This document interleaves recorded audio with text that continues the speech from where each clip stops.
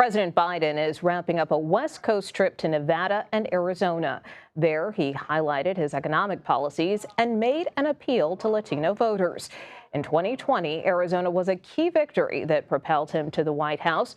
Biden outpaced Trump among Hispanic voters in the state by 24 points in the last election. Our Gómez is here with me now, and Weijia Jiang is in Phoenix, where she's been following the president. And Weijia, I'd like to start with you. And of course, the president's visit today in Arizona, he announced an agreement with Intel for nearly $20 billion in funding and grants to boost computer chip manufacturing. This is something, of course, the administration says will create thousands of new jobs. How is that resonating with voters on the ground? And overall, how are they feeling about the economy? Well, Nicole, they say that the problem is they hear what the administration is saying, and they hear the president's message about everything that he has done to give Americans more breathing room when it comes to making ends meet. The issue, they say, is that they are not feeling it. And that is why they're wondering whether these policies actually have an impact. And I think, at the end of the day, the president is asking for more time. Even with the announcements that you talked about today, these are investments that are going to take years to play out, years for those jobs to come to fruition. And so there isn't this instant gratification that some people may be looking for, and that is why they feel the way they do right now. Take a listen. And it's just an example. I walked in, I was putting gas in the car the other day, and I walked in to buy a candy bar, which I don't do too often, and I looked down and it was $2.29. I was like, I'm not buying this candy. I can afford the candy bar, but I refuse to buy this candy bar because I'm not paying $2.29 for a candy bar. Right. And look, and I can afford toilet paper and chicken and everything that that we need. The principle of it. But it used to be that we could go out and do things, go out to dinner, once, twice a week. Now, no, that's not happening. We have to budget everything down to the finest thing, and the cost of healthcare and medical has gone up. And I will say that a couple of those voters said yes, definitively, that the economy was better under former President Trump. But then one weighed in and said, well, that's because Trump didn't have to deal with a worldwide pandemic. And who's to say that he would have done a better job than Biden? And so they did take that into consideration and have a conversation about how that is true, and that, Biden had an uphill battle to fight from the moment he took office. Yeah, and obviously the pandemic starting under the Trump administration or towards the end of his administration. So to a certain extent, he did have to deal with it. But in comparison, I guess if you could expand on that, and how do these voters feel about former President Trump? Well, it's funny because all three of these voters tell us that they are not 100% decided about who they want to vote for. And as you know, we are in Arizona, and the issue of border security is a big one. And so while they say President Biden hasn't really done anything effective to deal with the flow of migrants, they also say it's difficult for them to stomach Trump's rhetoric. And every time they think they can support the former president, he says something that changes their mind in an instant. Take a listen to that. I keep waiting for Trump to somehow or another calm down, and then just the other day he mentions this thing about a bloodbath if he loses. And with Joe Biden, he's 81 years old. Yeah. He's not getting any younger. Mm-hmm. Age is a big factor for me. I mean, I think Trump hides it better because he's always just snapping and talking, and where Joe Biden, sometimes he's just like standing at the podium, and you could tell he just like loses his thought, or he needs help to form sentences. Do you feel like you'll be looking at the vice presidential candidate more than usual? Yes, more than usual. And so that's why they say they'll be paying close attention, and that it's really going to matter who Donald Trump picks as his running mate, because that could be a deciding factor for them as they try to make up their minds before November.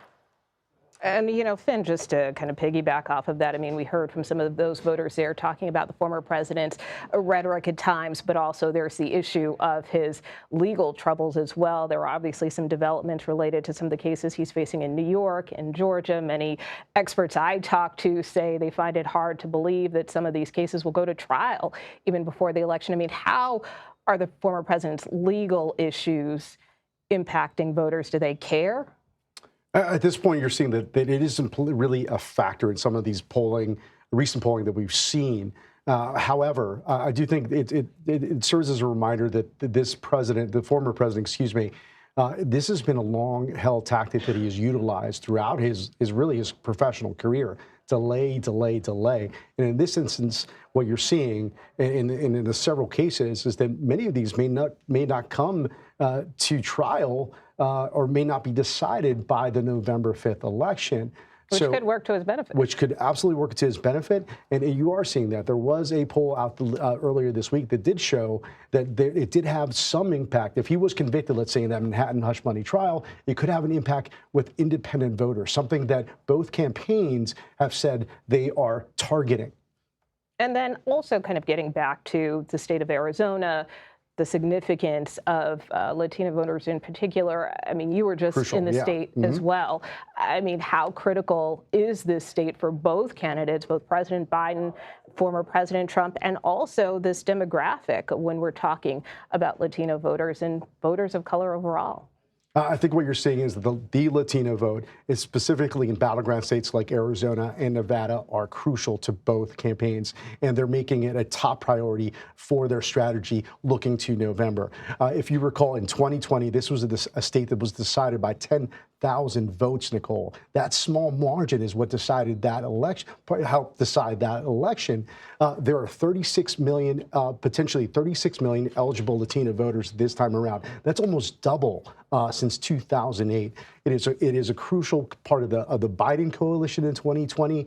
And if you look at some of our own latest polling, there was a poll that we had that came out last month that showed that Biden was down by 12 points since 2020 among Hispanic voters. So what are some of the tactics that the campaign is doing to try to win some of those folks back or keep them in their column? Yeah, and it is, they're focusing on issues that they think matter to this crucial Latino vote. But it's not just immigration, Nicole. As we saw earlier in the show, it's about the economy. It's about cost of things as well. But they're looking. They have a robust ad strategy. You saw that not just in Spanish and English, but also in Spanglish, which many Latinos, including yours truly, utilizes. It's a smart maneuver, they believe, to try to appeal to that to those Latino voters.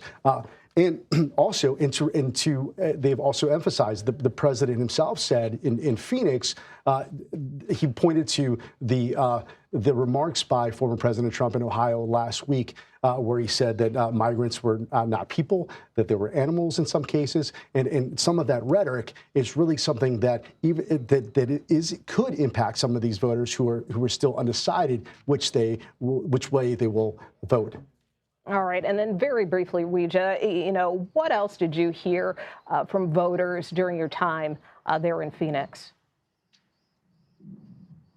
Well, I think they wanted to stress that they understand how important their vote is because they are in one of just a handful of swing states, and they understand how critical the Latino vote is. But they tell me they are not a monolith, and it's really difficult to just use one ad campaign to reach out to everybody because there are so many varying opinions and priorities within the Latino community. The one thing they agreed on, though, is that in their culture, they say they don't like it when people beat around the bush. They want people to get to the point, and they're tired of hearing Biden's rhetoric and flowery language. They want to hear more details. They want to hear a specific platform about what he plans to do, so they do feel the benefit of his policies instead of just listening to him talk about it.